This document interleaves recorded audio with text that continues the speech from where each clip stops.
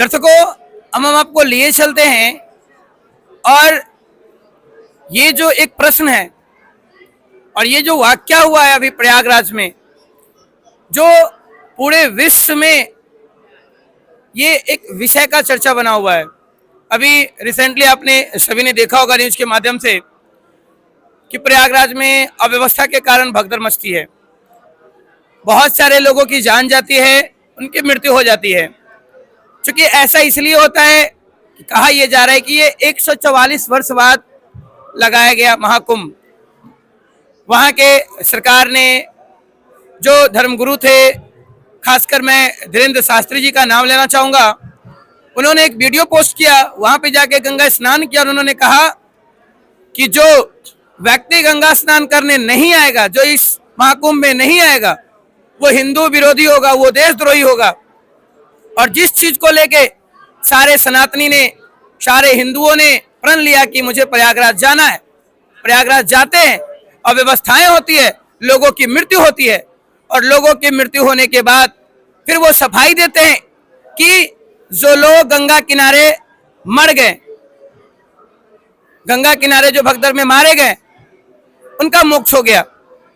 तो इसी प्रश्न को लेके आज हम संत रामपाल जी महाराज जी के आश्रम में, खासकर उस जगह पे आए हुए हैं जहां पे लोगों के शंकाओं का समाधान किया जाता है। तो हमारी भी ये शंका है कि क्या सही मायने में नदी किनारे डूबने से, नदी किनारे मरने से, नदी में डूबने से मोक्ष संभव है? अगर मोक्ष संभव है तो फिर जितनी भी पूजा की विधि आज हिंदू शास्त्र में चल रही है, सबके सब बेकार है। सभी लोगों को नदी किनारे जाना चाहिए, वहां डूब के उनकी मृत्यु हो जाए और वो मोक्ष को प्राप्त कर जाए, जाए भगदड़ में जाए, लोगों के पैरों के नीचे कुचलकर मर जाए और फिर उनका मोक्ष संभव हो जाए। अगर मोक्ष की यही विधि है तो फिर भक्ति क्यों करना? क्या हमारे सदग्रंथों में इसकी चर्चा है? क्या हमारे सदग्रंथों में यही बात है जो धीरेन्द्र शास्त्री जी ने कहा है? तो आइए यहाँ जो शंकाओं का समाधान करने के लिए जो बैठे हुए हैं, इनसे जानते हैं कि हमारे सदग्रंथ में क्या बताया गया है इसके बारे में, मोक्ष की सही विधि क्या है। सबसे पहले मैं आपका परिचय लेना चाहूंगा, आपका परिचय जानना चाहूंगा। जी नमस्कार सर। नमस्कार जी, आपका नाम और आप कहाँ से हैं? मैं ज्ञानेंद्र कुमार, बिहार बेगूसराय जिला से बिलोंग करता हूँ। बेगूसराय से। आपकी क्वालिफिकेशन क्या है और आप जो है अभी प्रेजेंट में क्या कर रहे हैं? मैं बीए ग्रेजुएट हूँ और अभी शिक्षक हूँ। आप शिक्षक हो, ठीक। सर, आपसे भी मैं जानना चाहूंगा कि आपका परिचय आप हमारे दर्शकों को बताएंगे। जी नमस्कार जी। आप जी का नाम? आनंद दास है, पश्चिम चंपारण बिहार से। जी। आप सभी के अभी सामने यहाँ पे आप सबके पास में साथ में आने का एक कारण है, ये एक प्रश्न, मोक्ष। मोक्ष सभी को चाहिए, हमें भी चाहिए, दर्शकों आपको भी चाहिए, और जितने भी लोग भक्ति कर रहे हैं मोक्ष उन्हें भी चाहिए। तो क्या सर आप ये बताइए कि धीरेन्द्र शास्त्री जी ने जो ये वाक्या उन्होंने बोला, जो सेंटेंस कहा कि जो लोग प्रयागराज में पैरों के नीचे, लोगों के नीचे भगदड़ में जो है कुचल के मारे गए, वो मोक्ष को प्राप्त कर गए, क्या हमारे सदग्रंथ में इसका कोई प्रमाण है? अगर मोक्ष की यही विधि है तो फिर हमें अपने सदग्रंथों को बंद कर देना चाहिए, हमें जाना चाहिए रेलवे स्टेशन पे और ऐसे जगहों पे जहां पे लोगों की भीड़ होती है, वहां पे हमें आराम से सो जाना चाहिए, लोग हमारे ऊपर चले जाएं, हमें कुचल दे और हम समझ जाएंगे कि हमारी मुक्ति हो गई, मोक्ष हो गई। तो मोक्ष की सही विधि क्या है हमारे सदग्रंथों में? सबसे पहले हम आपसे जानना चाहेंगे।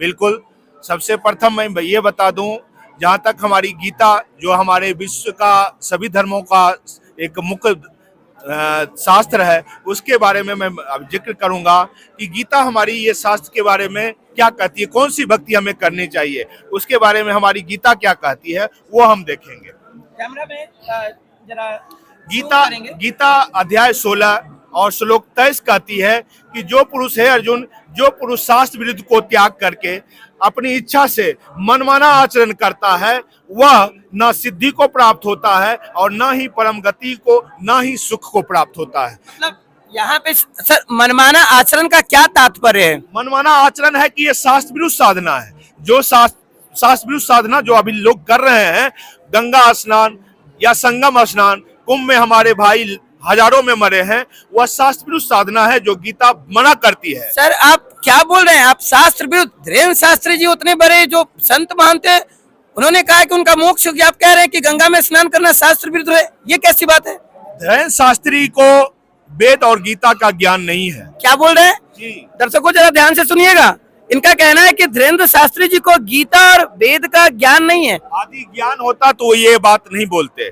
हमारा गीत कहती है, जो पुरुष शास्त्र विरुद्ध को त्याग कर करके मनमाना से, अपनी इच्छा से मनमाना आचरण करते हैं, वह ना तो सिद्धि को प्राप्त होते हैं, ना ही परम गति को, और ना ही सुख को प्राप्त होते हैं। आप नोट कर लेंगे दर्शकों, अगर आपको किसी प्रकार का कोई डाउट हो तो आप नोट कर लेंगे। और आप भी कुछ कहना चाह रहे हैं इस पे?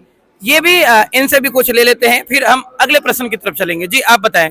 अभी जो आया धीरेन्द्र शास्त्री जी के बारे में, उन्होंने जो भी ज्ञान दे रहे हैं, बता रहे हैं, एक तो अगर उनको शास्त्र की ज्ञान होती तो ये लोग ये नहीं बताते कि ब्रह्मा जी का बाप विष्णु जी और विष्णु जी का बाप शंकर जी। क्योंकि हमारी जो हिंदू और सनातन धर्म की जो देवी भागवत पुराण है, इसमें बताया गया है कि ब्रह्मा विष्णु महेश तीनों दुर्गा जी का संतान है। तो अगर ये लोग वेद ग्रंथ का ज्ञान इनको होता तो ये नहीं कहते कि इनका पिता ये और इनका पिता ये। ठीक है सर, आज तो कि अभी हमारा क्वेश्चन और है, लेकिन आज का जो हमारा मेन क्वेश्चन है मोक्ष। अब हम चलते हैं अपने शास्त्रों में। अब हमारे दर्शकों को ये बताइए कि कहाँ पे लिखा हुआ सही विधि क्या है मोक्ष का, कैसे हम मोक्ष को प्राप्त करें, उसके बारे में आप बताएं। मोक्ष की प्राप्ति और मोक्ष है क्या, ये भी हमारा गुड क्वेश्चन होना चाहिए। प्राप्ति तो होगी, लेकिन उससे पहले ये हमें जानना होगा कि मोक्ष क्या है। आज तक सभी जितने भी धर्मगुरु हैं ये कहते हैं कि मोक्ष क्या है, ये आत्मा निकल करके परमात्मा में विलीन हो जाएगी, यानी ये बूंद निकल कर समुद्र में मिल जाएगी तो मोक्ष हो जाएगा। लेकिन हमारा सदग्रंथ क्या कहता है, ये है कबीर सागर, इसमें बता रहे हैं कि वो मोक्ष क्या है। इसमें ये जैसे ये खेमराज श्री कृष्ण प्रकाशन मुंबई से छपा हुआ है, इसमें बताया है कि मोक्ष है क्या, इसको हमें जानना होगा। इसमें बता रहे हैं कि मुक्ति भेद मैं कहूँ विचारी, ताकह नाही जानत संसारी। वो जो मुक्ति जो है वो क्या है, इसका भेद बता रहे हैं। बहुत आनंद होत तहि ठाऊं, निश्चय रहित संशय रहित अमरपुर गाँव, उसका जो जगह है उसके बारे में वर्णित कर रहे हैं। इसमें बता रहे हैं कि तावा रोग शोग नहीं हुई। यहाँ देखा जाए तो सभी जितने भी यहाँ मनुष्य हैं लगभग सभी कष्ट से मर रहे हैं, लेकिन वो जो जगह है वहाँ रोग कष्ट नहीं होता है। क्रीड़ा विनोद करे सब कोई, वहाँ सभी कोई खुशी से रहते हैं। चंद न सूरज दिवस नहीं राती, बरड़ भेद नहीं जाति अजाति। वहाँ दिन रात नहीं है, वहाँ जाति अजाति नहीं है। तहवा जरा मरण नहीं हुई, वहाँ पे जरा और मरण यानी बुढ़ापा और मृत्यु नहीं है। बहुत आनंद करे सब कोई, पुष्पक विमान सदा उजियारा, अमृत भोजन करे आहारा। वहाँ सबके दरवाजे पे पुष्पक विमान है, उसके द्वारा जब जहाँ चाहे जा सकते हैं। वहाँ अमृत की तरह से भोजन हमेशा मिलता रहता है। ऐसे बहुत सारी वर्णित कर रहे हैं, अगर इसको देखा जाए तो समय ज़्यादा लगेगा। तो ये वहाँ का वर्णित कर रहे हैं। अब इसको प्राप्ति के लिए हम जब चलेंगे तो इसकी प्राप्ति जो है, जैसे बताया गया गीता अध्याय 16 के 23 में कि शास्त्र विरुद्ध को छोड़कर जो मनमाना आचरण करेगा उसे सुख शांति और मोक्ष कुछ नहीं मिलेगा। तो उसी गीता में श्रीमद् भागवत गीता के अध्याय 4 के 34 में बताया गया है। श्रीमद् भागवत गीता गीता प्रेस गोरखपुर से, गीता प्रेस गोरखपुर से छपा हुआ। अब इसमें अध्याय 4 के 34 में बोल रहे हैं, यहाँ स्पष्ट कर रहे हैं कि उस ज्ञान को तू तत्वदर्शी ज्ञानियों के पास जाकर समझ। तत्वदर्शी, ये तत्वदर्शी क्या है? तत्वदर्शी सब यहाँ भी हम आएंगे, इसके विस्तार में बताया जाएगा जो हमारे गुरुजी बताए हुए हैं। लेकिन इससे पहले ये जो ज्ञान है ये कौन सा ज्ञान है, इसके बारे में इसी में इस ज्ञान गीता ज्ञान दाता ने यहाँ पे बोल दिए। अध्याय 18 के 62 में बोल रहे हैं कि हे भारत, तू सब प्रकार से उस परमेश्वर की ही शरण में जा। यानी जाने का मतलब हो गया कि जिन्होंने गीता ज्ञान बोला है इनको ये मालूम नहीं है कि वो कौन सा जगह है। उसकी प्राप्ति कैसे होगी? तो इन्होंने कहा कि उस परमात्मा की शरण में जा, उस परमात्मा की कृपा से तू परम शांति तथा सनातन परम धाम को प्राप्त होगा, जिसके बारे में अभी बताया गया, वो सनातन परम धाम है। और इसका ज्ञान जो है अगर इनके पास होता तो ये स्पष्ट बता देते कि ऐसे ऐसे जाना है, लेकिन इन्होंने कहा कि नहीं, उस ज्ञान को तू तत्वदर्शी ज्ञानियों के पास जाकर समझ। अभी यहाँ पे जो बता रहे हैं वो हम बोल रहे हैं, उसके बाद फिर भी बताया जाएगा कि उसको उनको भली भांति दंडवत प्रणाम करने से मतलब यहाँ पे तत्वदर्शी संत को बताया जा रहा है। जो वो तत्वदर्शी संत होंगे उनको साष्टांग दंडवत करना होगा। ऐसा नहीं है कि चलते फिरते हाथ उठा लिए, प्रणाम कर लिए, चल दिए, नहीं। ये कह रहे हैं उनको दंडवत प्रणाम करने से, उनकी सेवा करने से और कपट छोड़कर सरलता पूर्वक प्रश्न करने से वे परमात्म तत्व को भली भांति जानने वाले ज्ञानी महात्मा तुझे उस तत्व ज्ञान का उपदेश करेंगे। यहाँ एक चीज हमें और लेना पड़ेगा कि इन्होंने बोला कि उसको दंडवत प्रणाम करना है, और ये अपने आप को क्या कह रहे हैं कि मुझको क्या करो, यहाँ बता रहे हैं अध्याय 18 के श्लोक 65 में कह रहे हैं कि मुझ में मनवाला हो, मेरा भक्त बन, मेरा पूजन करने वाला और मुझको प्रणाम कर, सिर्फ मैं प्रणाम का अधिकारी हूँ। और जो वो तत्वदर्शी संत होगा वो दंडवत प्रणाम का अधिकारी है, वो प्रणाम से नहीं मानने वाला है। मतलब ये प्रणाम और दंडवत प्रणाम दो अलग अलग चीजें हैं। अलग अलग चीजें हो गया। प्रणाम तो ऐसे चलते फिरते प्रणाम कर लिए हो गए, लेकिन दंडवत प्रणाम का मतलब हो गया पूरा साष्टांग सो करके 8 अंगों को जमीन में सटा करके फिर उसको प्रणाम करना होगा, ये बताए। अब ये तत्वदर्शी जो है इसके लिए थोड़ा समय हम लेंगे, अभी बता रहे हैं, थोड़ा समय उसमें लगेगा। तत्वदर्शी इसमें बताया गया है, गुरुजी बताते हैं हमारे, और कबीर सागर में इसमें उसका वर्णित भी है। बताते हैं कि जैसे हमारा शरीर 5 तत्व से बना है, आज तक सभी जानते हैं। ये 5 का 25 भी आया है। हमारे भारत में एक गायक थे, उन्होंने कुछ भजन भी गाया था कि 5-25 रहे घट भीतर। ऐसे वो भोजपुरी में बोले थे कि 5-25 रहे घट भीतर, तबहु न पावे खबरिया हो सतगुरु बिनु साहेब। आज तक अगर देखा जाए तो लाखों की संख्या में गुरु आ गए, लेकिन उसका खबर नहीं बता पाए कि वो 5 का 25 क्या है। ये 5 तत्व से 1 से 5 बना हुआ है, 1 से 5 और 5 से 25। 5 से 25, तो इस तरह से ये 5-25 हुआ। और इस 5 तत्व का, जैसे धरती आकाश जल अग्नि हवा, इस 5 तत्वों का रक्षक 5 देवता। जहां हम है यहाँ का मूल देवता है, इसी पंच देवता की पूजा की जाती है। इसके बारे में रामचरितमानस में भी कहीं लिखा हुआ है, उसमें भी बताया गया है। उन 5 देवताओं का 12 अक्षर मंत्र है, 12 अक्षर का मंत्र है। इसके बारे में हमारे गुरुजी के द्वारा वीडियो बना था, सनातनी पूजा के पतन की कहानी भाग 3, उसमें स्पष्ट किया गया है। तो वो 5 देवता ब्रह्मा विष्णु महेश दुर्गा गणेश, धरती आकाश जल अग्नि हवा, ये 5 तत्वों का रक्षक 5 देवता। इसके बारे में हमारे गरुड़ पुराण में स्पष्ट बताया गया है कि इसकी पहचान क्या है। दर्शकों, अभी गरुड़ पुराण आ चुका है और इसमें क्या प्रमाण है उसको भी देखते हैं, दिखाएंगे कैमरा में। दिखाइए क्या इसमें लिखा हुआ। ये गरुड़ पुराण है, गीता प्रेस गोरखपुर से छपा हुआ।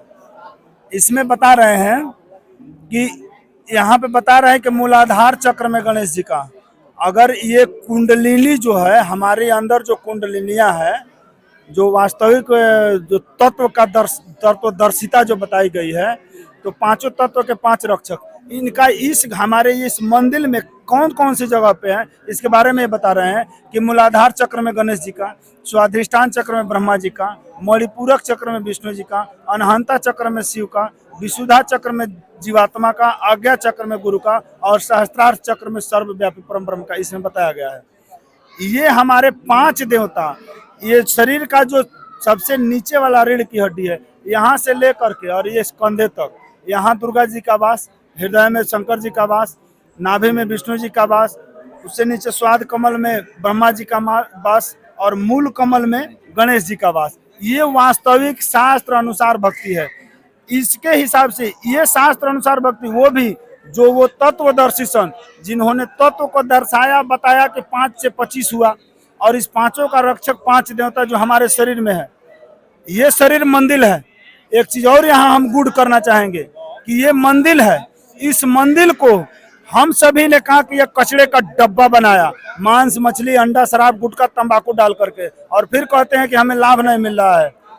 ये जब उस तत्वदर्शी संत के शरण में आएंगे तो वो तत्वदर्शी संत कुछ नियम लगाते हैं, उस नियम में ये शरीर मंदिर बनेगा। और जिस देवता को हमने निकाल करके एक ईंट का घर बना करके कह रहे हैं कि मंदिर है, उन्हीं देवताओं को इसमें हमें ढूंढना होगा। जब इसमें ढूंढेंगे तब वो देवता हमारे शरीर में जब आएंगे तो इसका पूर्ण लाभ देंगे। ये दर्शकों, थोड़ा सा वीडियो लंबा बन रहा है, लेकिन दर्शकों आप अंत तक बने रहेंगे। आपका जो प्रश्न है, क्योंकि जब तक आप समय नहीं देंगे आप भी उस चीज को नहीं समझ सकते हैं, तो इसीलिए आपसे विनम्र प्रार्थना है, आप जो भी भाई बहन देख रहे हैं, दर्शकों इस वीडियो को लास्ट तक देखें, पूरा देखें, क्योंकि अभी हम जितने भी प्रमाण देख रहे हैं वो सदग्रंथ से देख रहे हैं। यदि आप सही में मोक्ष की प्राप्ति, मोक्ष के बारे में, उस धाम के बारे में जानना चाहते हैं तो आप वीडियो को पूरा देखिए। तो अब ये भाई जी भी बैठे हुए हैं, इनसे भी जानते हैं कि और क्या कुछ प्रमाण है इस चीज के बारे में। जी, और आप कुछ बताना चाहेंगे इसके बारे में? बिल्कुल। सबसे फर्स्ट तो है कि मुक्ति के लिए हमारे गीता जो पवित्र शास्त्र है उसमें 3 मंत्र का जाप बताया गया है। गीता अध्याय 17 और श्लोक 23 में ओम तत्सत निर्देशा ब्रह्मणा त्रिविधा स्मृता ब्राह्मणा अस्तेन तवेदश्च यज्ञश्च विहिता पुरा, यानी ओम तत्सत, ऐसा ये 3 प्रकार का सच्चिदानंद धर्म ब्रह्म का नाम कहा गया है। और उसी से सृष्टि के आदि काल में ब्राह्मण और वेद तथा वेद के या आदि के रचे गए, यानी यह मुक्ति का ये 3 मंत्र ही है हमारे वेद और गीता में। ये हमारा प्रमाणित है। मतलब मुक्ति मतलब मोक्ष इससे होगा, इससे होगा। तो फिर वो चीजें गलत है? बिल्कुल गलत है। वह शास्त्र बिल्कुल शास्त्र विरुद्ध साधना है जिसके कारण से कोई लाभ नहीं है। आज तो बागेश्वर धाम को मानने वाले करोड़ों फॉलोअर्स हैं, फिर वो कहाँ जा रहे हैं? बागेश्वर मानने वाले अलग बात है, मानते हैं वो, मगर उनके अंधश्रद्धा भक्ति है, उनसे मुक्ति उनकी हो नहीं सकती है, ना यहाँ का संसारिक कोई लाभ मिल सकता है, क्योंकि वह शास्त्र विरुद्ध साधना है और शास्त्र विरुद्ध साधना करने से कोई लाभ नहीं होता है। ये हमारे वेद और गीता प्रमाणित करती है। इस बात से यह स्पष्ट होता है। यही बात मैं बताना चाहता हूँ, जिस कबीर साहब को एक धानक दुल्हा मानकर समाज ने डिस्कार्ड कर दिया था, वह परमेश्वर है, ये हमारा वेद और गीता कहती है। आज से 600 वर्ष पहले 1398 ईस्वी में जब कबीर साहब लहरताला तालाब पर कमल के पुष्प पर अवतरित हुए थे और 120 वर्ष रहकर 1518 ईस्वी में यहाँ से सतलोक गमन किए, तो वह परमात्मा का शरीर नहीं मिला। परमात्मा वही है जो माँ के गर्भ से जन्म नहीं लेता हो, जिनका परवरिश कुमारी गायों से होता हो, ये परमात्मा है। और ये अज्ञानियों ने उस समय भी उस मालिक के ज्ञान को नहीं समझा और करौत लगाकर लोगों को कत्ल करवाया। क्या उनसे मुक्ति हो गई? और वही चीज आज भी ये करवा रहे हैं अज्ञानियों ने, उससे मुक्ति नहीं होगा। काशी करौत लेकर हम मर गए मगर हमारी मुक्ति नहीं हुई। मुक्ति होगा हमें तत्वदर्शी संत के शरण में जाने से और ओम तत्सत मंत्र का जाप करने से, जो तत्वदर्शी संत ही बताते हैं। और यहीं आना होगा, यहीं से सारा सुख मिलेगा। यहाँ मतलब कहाँ? बंदी छोड़ सतगुरु रामपाल जी महाराज के शरण में ही आना पड़ेगा। कल तो पूरे विश्व में वही एक तत्वदर्शी संत है और दूसरा कोई नहीं होता है। सतयुग से लेकर आज तक वह परमात्मा हमेशा आते हैं। सतयुग में वह कबीर परमेश्वर सतयुग में सतसुकृत नाम से आए थे, त्रेता में मुनिंदर ऋषि के रूप से आए थे, और त्रेता में मुनिंदर ऋषि में, द्वापर में करुणामय नाम से आए थे, और कलयुग में कबीर नाम से वह मालिक आए हुए हैं। वह पहचानना होगा जगत के लोगों को, तभी हमारी मुक्ति हो सकती है। हम अज्ञानियों के बात पर अपनी शास्त्र अनुकूल साधना कर करके अपना जीवन और अपना मनुष्य जीवन बर्बाद कर रहे हैं, उनसे हमारी मुक्ति बिल्कुल नहीं हो सकती है। यह सत्य है, प्रमाणित है। चलिए, तो आपका बहुत बहुत धन्यवाद, आपने हमारे दर्शकों को जो ये चीज की जानकारी दी। आप भी कुछ कहना चाह रहे हैं? जी, तो दर्शकों यहाँ भी एक उम्र में तो बहुत है ना, छोटे दिख रहे हैं, कम एज के दिख रहे हैं, लेकिन चलिए ये क्या कहना चाह रहे हैं, आप क्या बताना चाह रहे हैं? जैसे कि आपने अभी प्रश्न किया था कि धीरेन्द्र शास्त्री जी जो हैं, उन्होंने बताया कि जैसे महाकुंभ में हरिद्वार में मतलब बहुत सारे लोग मरे हुए हैं, तो यही घटना से आज से 600 वर्ष पहले जब कबीर परमात्मा जी आए हुए थे, तो उनके साथ जितने भी नकली धर्म गुरु थे, सारे ने एक षड्यंत्र रच के वहाँ पे जो है ना, एक काशी में गंगा के किनारे में करौत लगाया था षड्यंत्र के तहत, और वो अपना पेट भरने के खातिर ऐसा किया था। और जब उन्होंने करौत लगाया था तो कबीर परमात्मा जी कहते थे कि करोत के नीचे आकर मरने से मोक्ष संभव नहीं है। जैसे कि अभी इन्होंने बताया कि तत्वदर्शी संत की शरण में जाने से मुक्ति संभव है। तो उस समय कबीर परमात्मा जी लीला कर रहे थे, तो उस टाइम क्या हुआ था कि क्रोध से बोले कि मुक्ति संभव नहीं है। और उन्होंने ये लीला भी की थी कि मगहर से सतलोक गए थे कबीर जी, तो उन्होंने उनका भ्रम वहाँ पे तोड़ा था। यही कहना चाहते हैं। चलिए, बहुत बहुत धन्यवाद। दर्शकों, जैसा कि आपके इस प्रश्न का हमने कोशिश किया है कि उसका इन सभी जो यहाँ पे बैठे हुए थे उनसे आपके प्रश्नों का हमने आंसर ढूंढा। और अभी अगर आपके और भी कोई आध्यात्मिक प्रश्न है तो आप कमेंट बॉक्स में जाएं, हमसे प्रश्न पूछें और हम भी इनसे उन प्रश्नों का आंसर जानेंगे और आप जी को बताएंगे। तो आप तब तक के लिए आपका बहुत बहुत धन्यवाद। ऐसे ही हमारे यूट्यूब चैनल, फेसबुक चैनल को देखते रहें ताकि अध्यात्म से जुड़े सभी गूढ़ रहस्यों का आंसर आपको मिलता रहे। तब तक के लिए बहुत बहुत धन्यवाद।